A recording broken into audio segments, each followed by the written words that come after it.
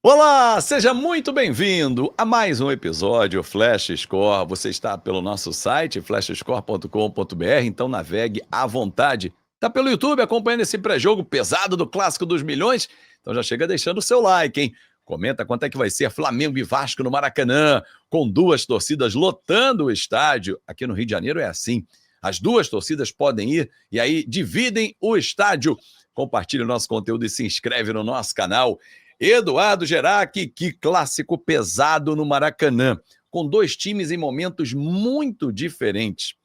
Líder Flamengo, cada vez mais líder, esquece Libertadores, já passou quinta-feira, foco no Brasileiro, porque a torcida começa a fazer contas, com 50 pontos. Se conquistar mais 25, chega a 75. Dá para bater campeão, ou 77, restam 16 jogos, e a do Vasco olha para trás, porque o time não consegue ter resultado, até desempenho em alguns jogos. Tem um jogo fora da curva, que é a vitória, a goleada em cima do Santos, vitória em cima do São Paulo, mas o Diniz está muito pressionado, porque o aproveitamento dele à frente do Vasco é inferior a 40%, Edu. O que esperar desse clássico no domingo? Tudo bem, Edu?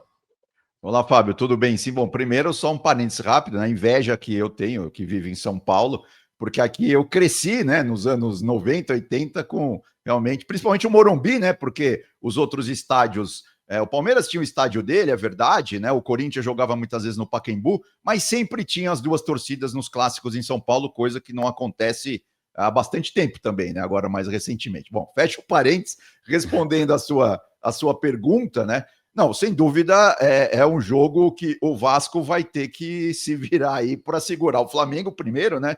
E conseguir pontos, né? Porque eu vou começar pelo Vasco. Vai. Um dos grandes problemas do Vasco nesse campeonato é que, mesmo em São Januário, ele vem perdendo muitos pontos, né? Então vai ter que começar a conseguir pontos jogando como visitante, né? No caso, esse jogo ele é o visitante, vai ter que se virar ali para conseguir pontos.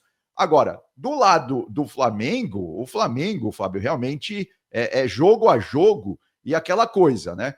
Tratar cada jogo como decisão, como final. Se o Flamengo entrar focado, entrar concentrado, né, do jeito que vem jogando, realmente complica demais para os seus adversários. Mas é futebol, né? A gente já viu várias coisas acontecer, claro, e todo mundo também vai ter que jogar duplamente contra o Flamengo, né? Jogar o jogo e também, claro, entregar tudo em campo como se fosse uma decisão, porque essa matemática que você falou, né? A gente até já fez ela aqui recentemente. É isso, né? O Flamengo meio que já está na contagem regressiva aí para a conquista do título, porque matematicamente está cada vez mais perto. Isso é meio óbvio. É claro que ainda tem o Palmeiras aí na cola do Mengão, né? E o Flamengo ainda vai jogar contra o Palmeiras no Rio, então isso é uma vantagem para o Flamengo. E tem o Cruzeiro correndo por fora, né? Não vamos descartar o Cruzeiro assim, que eu acho que ainda matematicamente ainda está na briga, né? Não dá para dizer São, outra são coisa. os três, né? Não vejo nenhum outro clube Não, com sem dúvida, força, são os apesar três. da campanha brilhante do Mirassol.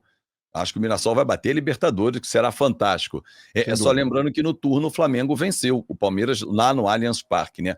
E falando no turno, foi empate o jogo Vasco e Flamengo também no Maracanã. Bom, a gente tem uma arte aí para mostrar dos goleiros, que são duas muralhas, né?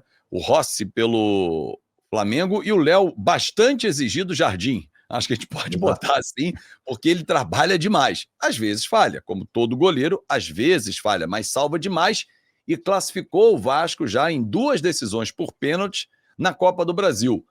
Mas no cenário atual, Léo Jardim tem muito mais trabalho do que o Agostinho Rossi, hein, Edu? Sem dúvida. Não, então, eu até fiz questão de trazer os números dos dois goleiros, né?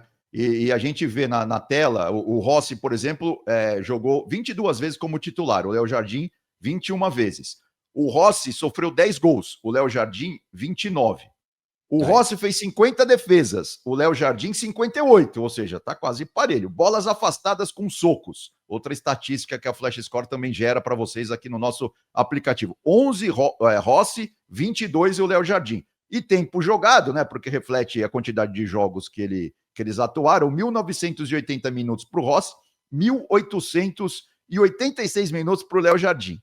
É bem parecido. Agora, o que eu quero chamar a atenção? É claro que a torcida do Vasco, atenta como já percebeu isso, mas se a gente for pegar a lista, né, dos melhores ataques da competição, o Vasco da Gama, nesse momento, é o quarto melhor ataque da competição, ao lado do Palmeiras, com 32 gols. Como é que pode Só que isso, né?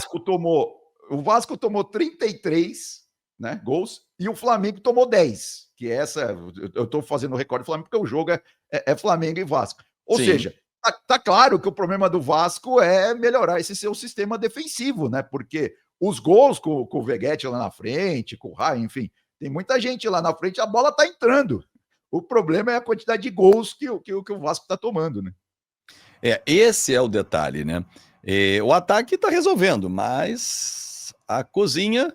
E aí chegaram 2 reforços, inclusive o colombiano Carlos Cuesta, que fez gol no último domingo, no empate com o Ceará, e também o Robert Renan. E o Vasco é o time que tem mais falhado individualmente no Campeonato Brasileiro. Já foram 9 e geraram gols do adversário, como no último domingo, diante do Ceará. Você falou sobre estatística, Edu, só para complementar, como mandante, o Vasco jogou 11 partidas como mandante, 8 em São Januário e 3 fora, porque 2 jogos foram no Mané Garrincha, Palmeiras e Botafogo, e o Vasco perdeu, e o empate com o Flamengo no Maracanã. Em São Januário, são 3 vitórias, 3 empates e 2 derrotas. Não vence em São Januário desde o dia 17 de maio, ou seja, há 4 meses que o Vasco não vence em casa.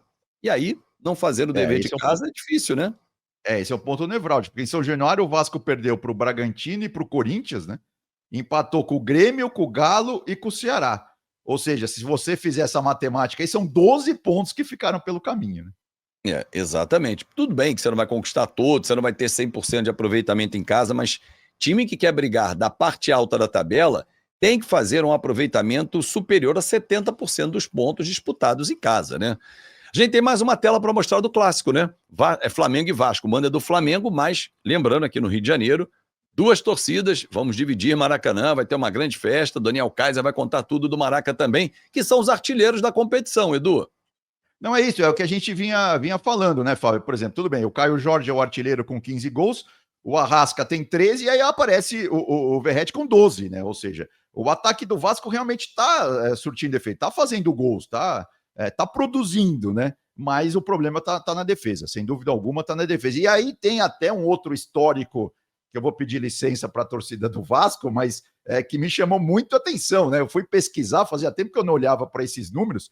Nos últimos 20 jogos pelo brasileiro, aqui eu não estou colocando carioca, né? Só 2 derrotas rubro-negras, né? Ou seja, 2 vitórias do Vasco, ambas em 2015, por 1-0 e 2-1. Depois disso, foram 9 empates e 9 vitórias do Mengão. É claro que nesse período, né, tem alguns anos que o Vasco e o Flamengo não se encontraram no Campeonato Brasileiro, porque o Vasco estava na Série B, né, em 2016, 21, 22, enfim. Mas é realmente assustador. É claro que isso não entra em campo, mas para o torcedor, né, isso acaba pesando, sem dúvida, né, porque é um jogo em que, sei lá, o Flamengo faz um gol logo cedo, a coisa como tudo acaba voltando ali, né? Vem nas costas de todo mundo.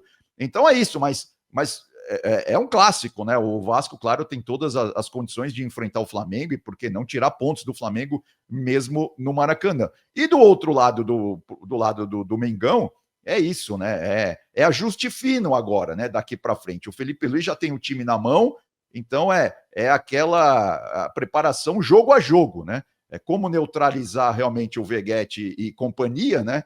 E, claro, ir para cima do Vasco. Eu tenho certeza que vai ser um grande jogo, mas, por exemplo, você falou, sair na frente veio um fantasma. No 6-1, histórico do Flamengo em cima do Vasco, quem saiu na frente foi o Vasco, esse cara que tá na foto, foi o Verratti, com um belíssimo gol. É verdade. Depois a história tá contada por aí. Mas domingo vai ser mais um grande capítulo do Clássico dos Milhões, assim ele é apelidado no Rio de Janeiro, e espero que tenhamos uma grande festa dentro e fora do estádio, sem violência, sem brigas, porque o esporte é a brincadeira, a festa e a zoeira. Eduardo Gerac, um grande abraço e até a próxima, amigo. Abraço, Fábio, até mais.